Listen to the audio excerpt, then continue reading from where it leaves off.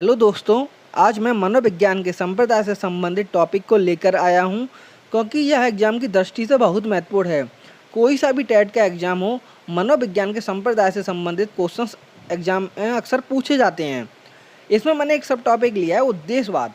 और मेरे द्वारा जितने भी आपको संप्रदाय के टॉपिक कराए जाएँ, आप उनको कॉपी में नोट कर लें और वीडियो को अच्छी तरीके से अंत तक देखें, क्योंकि इस टॉपिक के जितने भी संप्रदाय हैं उससे क्वेश्चंस एग्ज़ाम में अक्सर पूछे जाते हैं।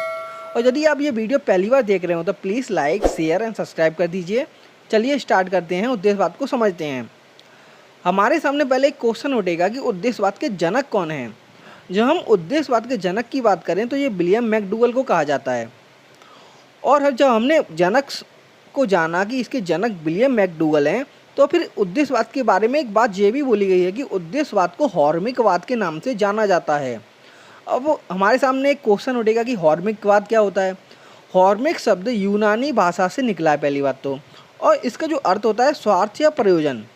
हमने ये तो समझ लिया कि यूनानी भाषा से निकला है और इसका जो अर्थ होता है स्वार्थ या प्रयोजन।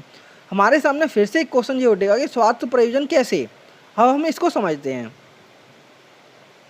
स्वार्थ या प्रयोजन का मतलब ये बताया गया है इसमें कि हमारे हर व्यवहार का कोई स्वार्थ या प्रयोजन या उद्देश्य होता है, क्योंकि प्रत्येक प्राणी या प्रत्येक व्यक्ति का जब कोई वह व्यवहार करता है तो उसके पीछे उसका स्वार्थ होगा या प्रयोजन होगा या उद्देश्य होगा, यह इसमें बताया गया है।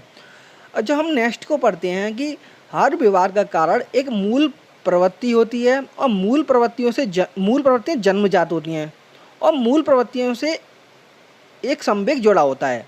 हमारे सामने इसमें दो बातें निकली।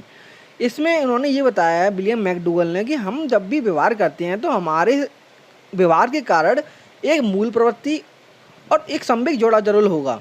उन्होंने इसमें ये बताया है। और उन्होंने ये भी बताया था कि मैकडूगल ने 14 मूल प्रवृत्तियाँ बताई हैं और 14 संवेग बताए हैं। एग्जाम में क्वेश्चन यही बनता है कि मैकडूगल के द्वारा कितने संवेग और कितने मूल प्रवृत्तियाँ बताई गई हैं। तो 14 मूल प्रवृत्तियाँ और 14 संवेग बताए गए हैं। अब हम इनको समझते हैं कि कैसे मूल प्रवृत्तियाँ बताई हैं उन्होंने और कैसे संवेग बताए हैं।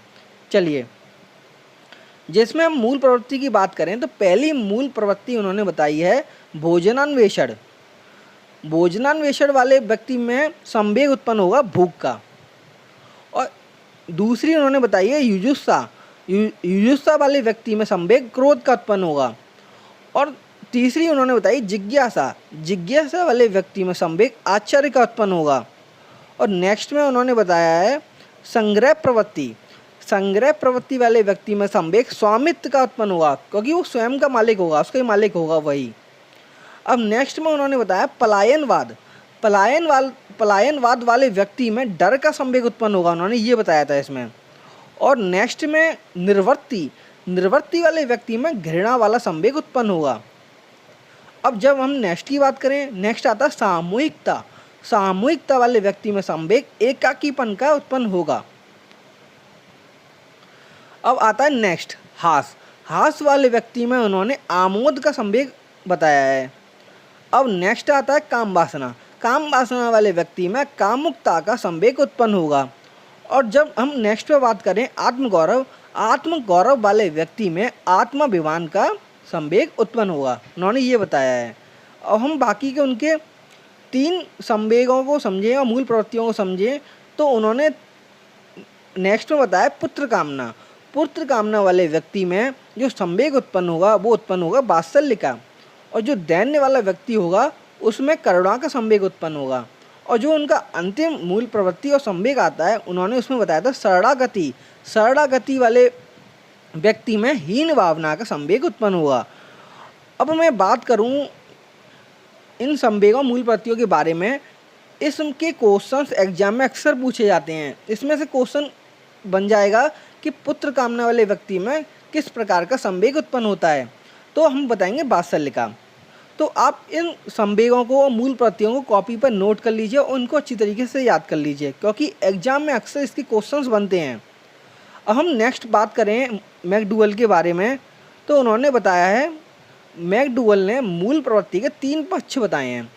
अब उन्होंने जो मूल प्रवृत्ति की बात करी थी उनमें उन्होंने 3 पक्ष बताए थे, जिसमें उन्होंने पहला बताया था संज्ञानात्मक, दूसरा बताया था भावात्मक और तीसरा बताया था क्रियात्मक। यही 3 पक्ष मैकडूगल के द्वारा बताए गए थे और एग्जाम में इसका भी क्वेश्चन बनता है और बन चुका भी है कि मैकडूगल ने मूल प्रवृत्ति के कितने पक्ष होता है, तो 3 पक्ष होता है, संज्ञानात्मक, भावात्मक और क्रियात्मक। अब हम जब अंतिम बात करें उद्देश्यवाद में, प्रमुख पुस्तकें आती हैं जिसमें मैकडूगल की 2 प्रमुख पुस्तकें हैं, ये एग्जाम में अक्सर पूछी जाती हैं, पूछी भी गई हैं।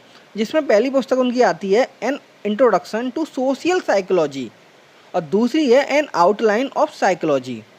इन दोनों पुस्तकों को ध्यान से आप पढ़ लीजिए क्योंकि एग्जाम में इस पुस्तक में से यदि कोई आती भी है तो आप इसको सही करके आ सकें। और मेरे द्वारा जो भी आपको उद्देश्यवाद के बारे में बताया गया है, आप इस वीडियो को दोबारा देख लीजिए एक बार और जिससे आपको इसके जितने भी कॉन्सेप्ट हैं वो समझ में आ जाएं। और यदि आपको ये वीडियो अच्छी लगी हो तो प्लीज़ लाइक कर दीजिए, शेयर कर दीजिए और सब्सक्राइब भी कर दीजिए। And thank you.